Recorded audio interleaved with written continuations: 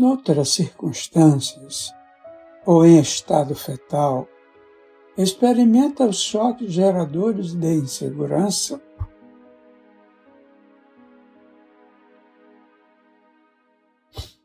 No comportamento da gestante revoltada diante da maternidade não desejada e até mesmo odiada.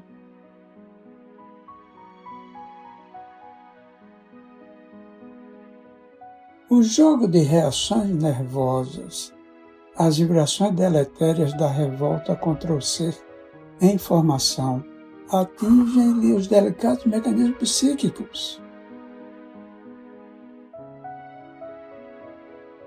desarmonizando os núcleos geradores do futuro equilíbrio, sob as chuvas de raios destruidores que os afetam irreversivelmente.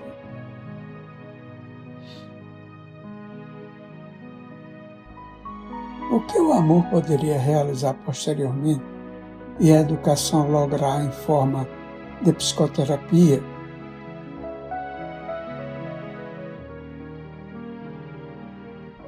ficam à margem, sob os cuidados de pessoas remuneradas sem envolvimento emocional ou interesse pessoal.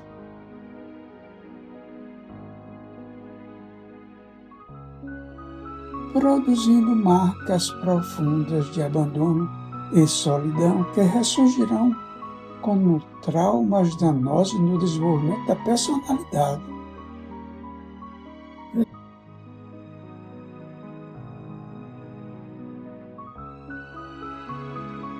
A par dos fatores socio-mesológicos, outras razões são preponderantes na área do comportamento inseguro.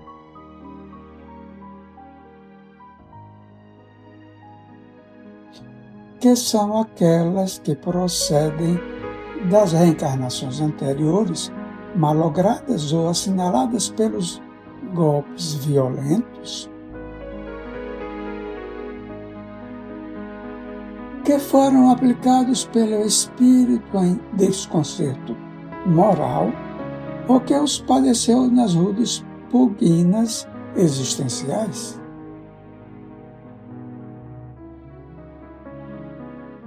Assinalando com rigor a manifestação da afetividade tranquila ou desconfiada,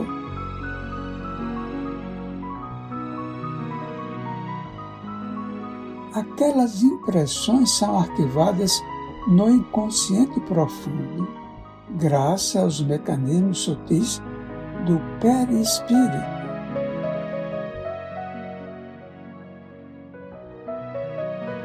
O homem é um ser inacabado, que a atual existência deverá colaborar para o aperfeiçoamento a que se encontra destinado.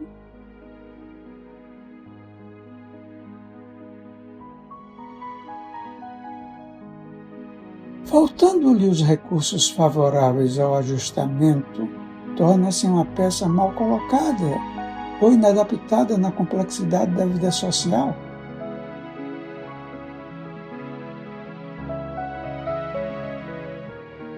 Somando a sua a insegurança dos outros membros, assim favorecendo as crises individuais e coletivas.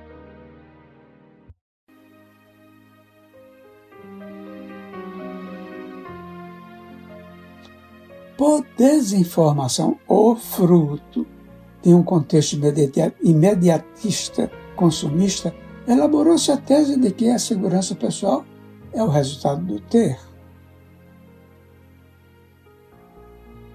que se manifesta pelo poder e recebe a resposta na forma de parecer.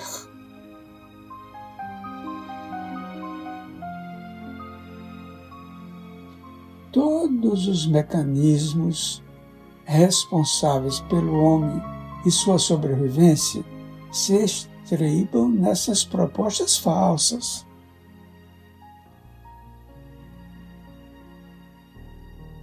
Formando uma sociedade de forma sem profundidade de apresentação, sem estrutura psicológica, nem equilíbrio moral.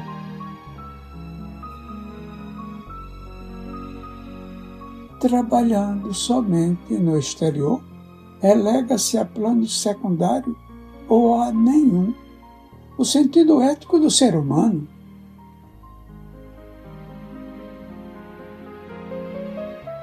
Da sua realidade intrínseca, das suas possibilidades futuras, jacentes nele mesmo.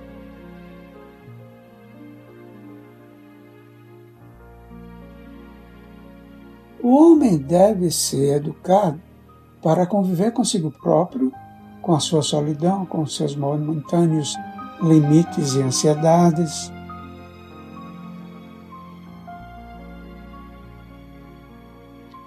Administrando-os em proveito pessoal, de modo a poder compartilhar emoções e reparti-las, distribuir conquistas.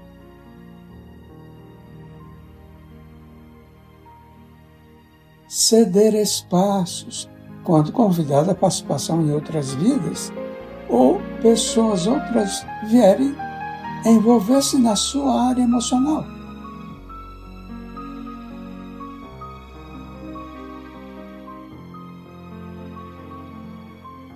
Desacostumado à convivência psíquica consciente com seus problemas, mascara-se com a fantasia da aparência e da posse.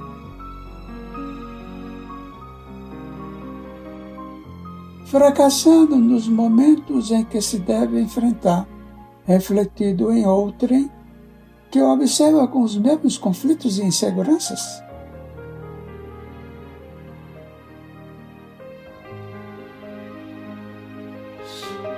As uniões fraternais então se desarticulam, as afetivas se convertem em guerras surdas, o matrimônio naufraga. O relacionamento social sucumbe disfarçado nos encontros da balbúrdia, da extravagância,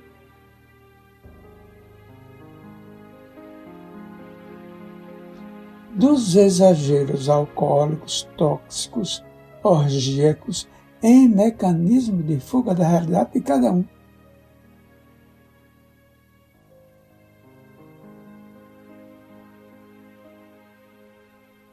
A educação, a psicoterapia, a metodologia da convivência humana deve estruturar-se em uma consciência de ser, antes de ter.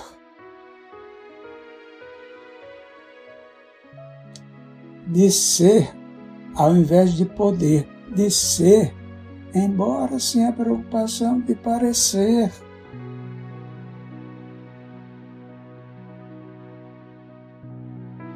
Os valores externos são incapazes de resolver as crises internas, aliás, não poucas vezes desencadeando-as.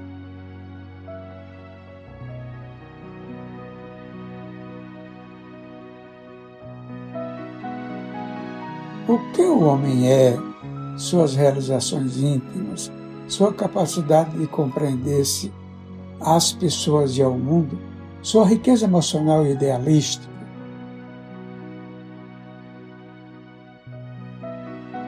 estruturam para os embates, que fazem parte do seu modo de vivendo e operando neste processo incessante de crescimento e cristificação. A coragem para os enfrentamentos sem violência ou recurso capacita-o para os logros transformadores do ambiente social.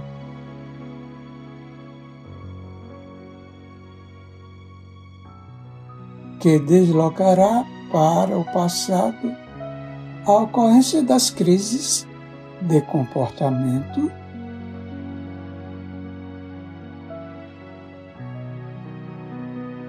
iniciando-se a era de construção ideal e de reconstrução ética, jamais vivida antes na sua legitimidade.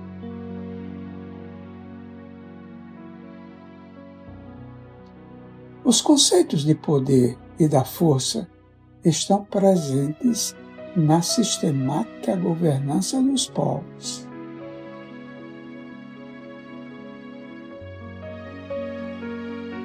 Sempre os militares governaram mais do que os filósofos, e o poder sempre esteve por mais tempo nas mãos dos violentos do que na sabedoria dos pacíficos, gerando as guerras exteriores, porque os seus apaniguados viviam em constantes guerras íntimas, inseguros, aguardando a traição dos fracos que, bajuladores, os rodeavam.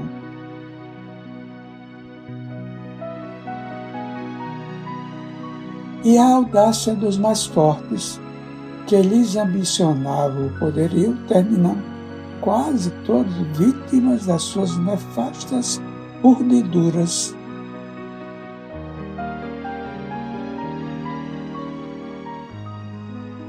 A segurança íntima conseguida mediante o autodescobrimento, a humanização e a finalidade nobre que se deve imprimir à vida são fatores decisivos para a eliminação das crises.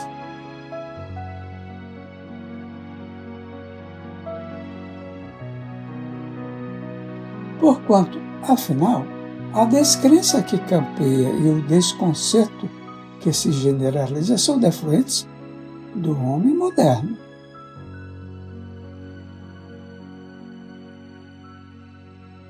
Que se encontra em crise momentânea, vitimado pela insegurança que o aturde.